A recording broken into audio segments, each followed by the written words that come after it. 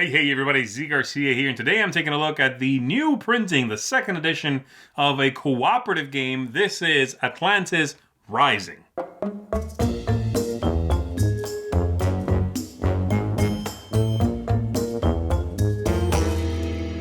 In this game, the island of Atlantis is under assault by the waves and the wrath of the gods, and the players, the Atlanteans, are attempting to build a contraption in order to save the people of Atlantis, transport them to safety before the entire island sinks beneath their feet. And so it's a cooperative game. Everyone is working together. There's some pushing your luck as you are collecting resources. You can go to the edges of the island for the richest resources, but you are taking a risk that the waves will wash up on the shore and prevent you from collecting those things. So we're going to go ahead and take a look at this. I'll give you an overview of how it works. This is, as I said, a second edition of Atlantis Rising, a reprint with some reworkings of the original game. And I will be doing a video comparison between this new printing of the game and the original that came out almost 10 years ago now. So here we go. Let's take a look at it. In the game, the players are going to be attempting to collectively build this cosmic gate and attempt to do that and save the people of Atlantis before the entire island sinks entirely. If that happens first, all the players lose. If they manage to build all of the components and then the power core in the middle, then they are going to win. So all the players begin with a few of their Atlanteans. I've already placed them out because I'm predicting the first phase here. But normally everybody would have these in front of themselves. They begin with one leader, sort of represents you in the game. And they begin with some cosmic energy. This is all depending on the number of players, how many you begin with, and the difficulty that you like to set. And then we've got the board set up here. So we've got in the center this piece, and then three wild peninsulas. These three, they got mountains and the forest and the hills, and then three civilized peninsulas. The forges over here, libraries and cities there. And all the players are going to be going through the same phases every round until they either all win or they lose.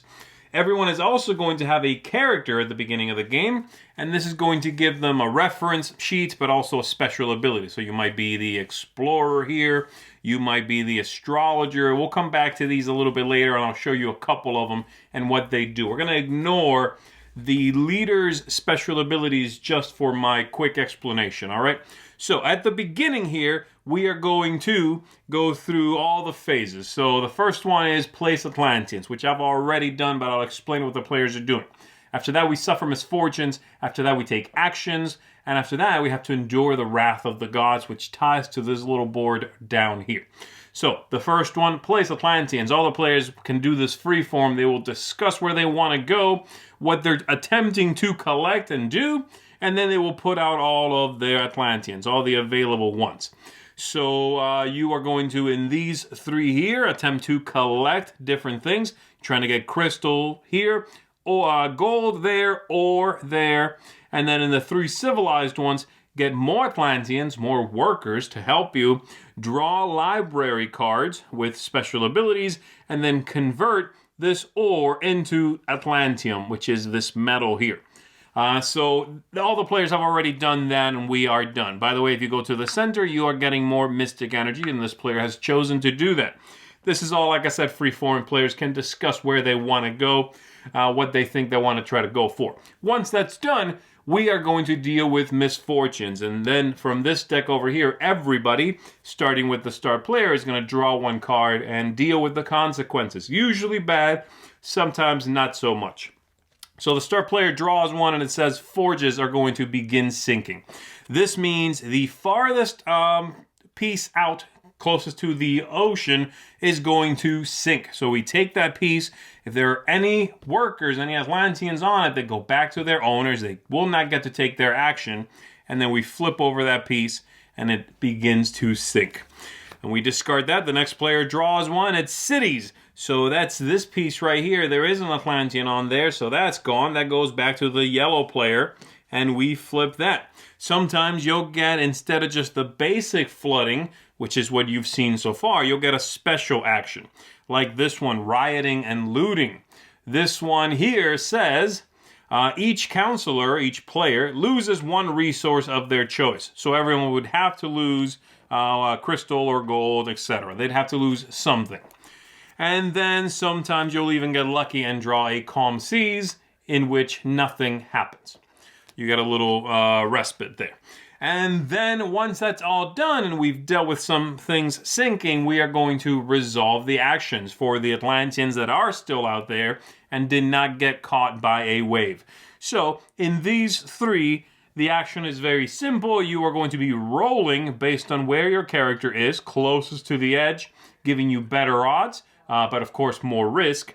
You are going to be rolling, so a purple player is going to roll a die.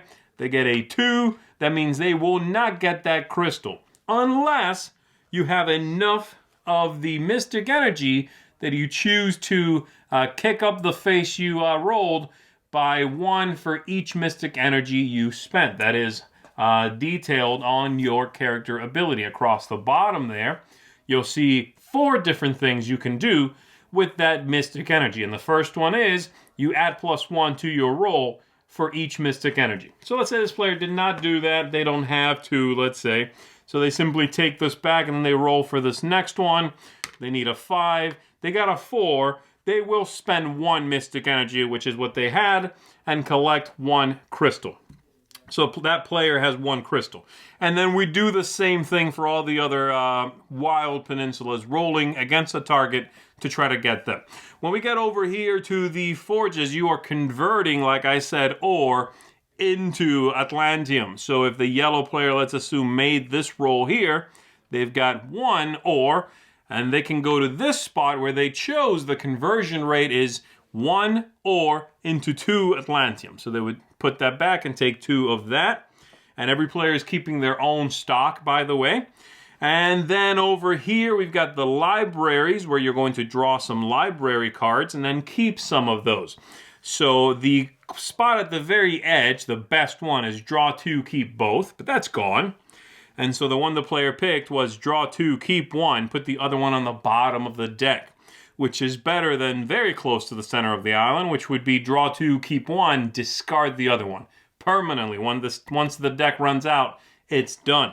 So the player would draw 2 of these, they would take a look at them, and they would put the other one on the bottom. You can also discard your mystic energy to keep extra cards than you've drawn, and that's your second power that you can use mystic energy on. So the player takes a look at these. It says, pay 1 less resource when building a component. Great.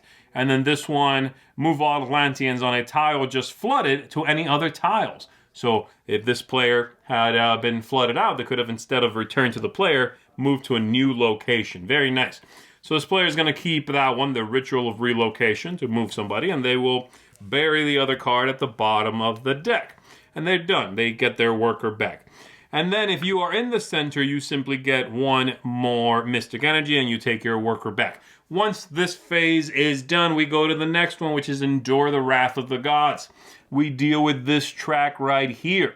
Gods are angry and they are going to be attacking the island with bigger waves and more chaos and destruction. During the very first round, nothing is going to happen. And then at the end of every time this phase occurs, we move this token 1 tick there to the right. And then at the end of the next round, 1 tile will sink. You get to pick. So you might sink this, let's say. And then this advances. The next round, 1 sinks, but then after that, 2 sink, and then 2, and then 3. And it keeps being 3. The longer you take, the faster this island is going to disappear. The last piece to sink will be the center one, and then you've lost if that happens. So that's the Wrath of the Gods. Now, another place you can place workers is over here. There are 2 locations here where you can send workers, and players can even group together in these locations. There is a 3rd spot open if there are 5 or more players here. And the reason you go there is to build the components. You have these components, normally they'd be spread out on the table, but I just don't have the room. And you are going to be cashing in different resources. As you can see there, 2 gold, 1 Atlantium to build this thing. Once it's built, you flip it over to the built side. There might be a special ability. It might be a one-time ability or possibly a new location for workers. And then you add it to this wheel, to this display. This is going to get filled in completely. And then the power core, which must be built last and must be built with your leader here instead of just a regular Atlantean, that will go in the center. And it will definitely have to be last. So let me show you a couple of these. So this one here is going to unflood one flooded tile one time. But some of the other ones will give you locations where you can send your workers, such as this one, the matter converter. There, once you build that, then you've got a few worker placement spots there where you can send one of your Atlanteans, and it will exchange one of your resources for another resource. So you can convert something into something else. Very useful location. You might want to try to build that earlier and have access to it for longer. If players go here with someone else, they can share resources. If you go on your own, you have to build with what you've got alone. So this is a place where the players might, talk and figure out, okay, well, you've got the crystal and I've got the gold we need. Let's meet there and get this one thing built. All right. So that's how that works. And once that's done, this phase, the last phase, has happened with the Wrath of the Gods, then the players begin their next round. Now, this peninsula, I realize I have not talked about. You will have to send 2 people to every location here. It takes 2. They don't have to be from the same player, but it always takes 2 people. And you are going to be rolling the dice, trying to get a high enough total that you can earn another worker, another Atlantean. In this location, for example, it says roll both dice and try to get an 8. So this player might, roll both of these, and they've got it, no problem. They earn another worker here for the next round. However, you do add to the number on the dice the current strength of the Wrath of the Gods, which means later in the game, it's a little easier to get your workers, but of course by that point they're not going to be helping you as much. It's a nice balancing mechanism. As things get worse, this gets a little bit better, a little bit easier to do. So there you go. That's basically it. Let's go back to some of these characters and let me explain what they will attempt to help you with. So if you are the explorer here, when your leader is on a tile, on a wild peninsula spot, then the target number is 1 less for you and anybody with you. So you're going to want to talk to the other players and figure out what they need so that your leader can go along with them and help everybody. Help your leader himself. He acts like a regular Atlantean, but then anybody else who went with you is going to get that benefit as well. We've got here the astrologer. The astrologer has a neat power that lets you place your leader and up to 2 other Atlanteans after everyone else has placed theirs and misfortunes have been suffered, which means you will never get caught in a wave because you're going to deploy that one leader and 2 Atlanteans after that's happened, after some things possibly sink. And there's, like I said, a slew of these characters. There's a whole stack of them with different abilities here. That's basically it. You're going to be able to modify the difficulty by changing what goes in or comes out of the misfortune deck. You are also going to find in the library deck here, sometimes you will find artifacts. And those are different. They look like that. They are powers that stick around. So for example, you might find this prism. And if you have this in your hand, you immediately put it in front of you on the table. And the creation prism here says, at the start of each round, choose 1 player to gain 1 mystic energy. That's good. So these are going to be divvied out a little quicker if this is in play. The other things that the mystic energy can be used for, let me go ahead and show you this again, besides adding to the dice and keeping extra cards, is 4 of them together let you put out a mystic barrier. A mystic barrier is going to go on one of the peninsulas, and it's going to prevent the next tile that would flood there from a basic flood, instead takes the mystic barrier. And then lastly, you can spend 5 of the mystic energy together, and you can combine, players can combine their energy for these last 2. You can spend 5 and unflood something already flooded. Again, from the inside of the island out. Sorry, it's sinking in, so if it's going to come back, it has to come back in the correct order. So that's it. So there you go. Hopefully that is a quick enough overview, a quick and dirty kind of look at the game so that you understand the general flow, the cooperation that goes into the game, and these sort of things you are going to be doing. Let's go ahead and go back up top. Let me give you some final thoughts and explain the game just a touch more. Here we go. In these final thoughts, I'm going to try to keep from gushing too much and try to stick to some facts and a little more information about the game. But please don't mistake that for me not being excited about this game. I think it's amazing. So there you go. It is an absolutely stunning game. I couldn't be more fascinated with it. So let's talk about it a little bit. I'm going to start with thematic ties here. The theme here is very captivating. It's a very action-packed setting. It is another worldly setting. It is different from the usual things I find myself doing in cooperative games. And I think all of those things feed into making the game be a transformative experience. You know, you are going somewhere else that you haven't quite been. You are doing interesting things, discovering and creating things you've never done or discovered. And I like that. I like the way that the setting feeds into the mechanisms in the game, pushing your luck, struggling to get these things made as the waves are coming in and taking away your home. Very cool, very interesting. The aesthetics here are truly stunning. The artwork is unbelievable. It's all over the place, too. Everything has really cool artwork. The bits are great. The cardboard is sturdy. It's well made. It's a lovingly produced game, and I think that shows. The replayability, very high. You get 10 counselors. Those are those special abilities that you have. So there's a lot there. You can play with a different one, you know, pretty much every time you want to give it a go. You can have a different configuration of them. The game has a lot of ways to vary the difficulty as well. The components can be changed out. Those 10 things you need to build, you can have a different variety of them, you know, and if you pick some of the harder ones, the game will be more challenging. It also scales nicely. You can play this all the way down to solitaire or 2 players really well. And there's even a couple of cool things they give you if you're playing with only 1 or 2 players to imbue you with some new powers. And they work fantastically. You have this one hologram piece that looks really neat. And that piece is going to be basically in a 2-player game, you would use that as a 3rd counselor. And you have their power for 1 turn. And the next turn you'll have the power of a different counselor, above and beyond your own power that you bring to the table. Really neat stuff. Works seamlessly. The game length. You know, I like games that have a nice amount of rising tension for the entirety of their play length, whatever that may be.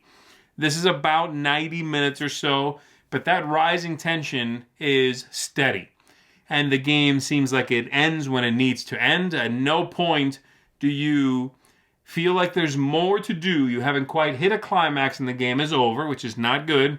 But you also don't hit that point and then the game continues, which is, you know, also not good. So this one seems just right. And like I said, that tension is ever increasing. The ease of play. The game has a real nice and simple feedback loop and that turn loop as well, where you all communicate, you decide what you're doing, you put your plans into action. Then those bad things happen, you react to some of them if you can, then you actually take your risks and see if they pay off, right? That push your luck central concept is very interesting. This idea of trying to get more from the edges of the island, knowing you are risking something. You know, it's an all or nothing if you're going for that. If you go to the closer to the center of the island, you're more likely to get what you want. You still need to possibly risk a die roll there, and they are more challenging, right? It's an interesting mix of game mechanisms that don't normally come hand in hand with cooperative games. Again, one of the main reasons why I like this game in particular. And then lastly, tactics, strategy, luck, all those things. There is luck in it. You are rolling dice. There's also a lot of ways to mitigate that luck, of course. But the game just feels like a series, to me. It feels like a series of calculated risks, of plans, of fixing plans, of plans falling apart and you readjusting what you think you need to do, of coming together with someone to cooperate even more closely for a turn or two on something, and then going apart, going up along our own paths while still communicating. What are we achieving in the next turn, next 2 turns? We need to focus on that. How do we shut this point of pressure down? All those things. Great communication in this game. So there you go. The game is, like I said, in my opinion, phenomenal. So let me give you my bottom line here, okay? One of the most captivating games I've ever played, filled with nail-biting tension and moments of triumph. This is going to get a 10 out of 10 from me. I give out very few of those, as you might imagine. So, of course, it's going to get a seal of excellence. I really liked the original version of Atlantis Rising, but there is no denying this newer version is more robust. There's more to do, and there is more cooperation at hand. So, truly superb game. There you go. That's it from me, everybody. I am Z Garcia. I'll see you on the next one. Thanks so much for watching another Dice Tower video. If you enjoy our videos, subscribe to the channel for more fun, comprehensive board game coverage. Also, consider joining us at one of our events. Come to Dice Tower Retreat, a small, intimate gathering where gaming is king. Join us for Dice Tower Cruise, the largest board game cruise.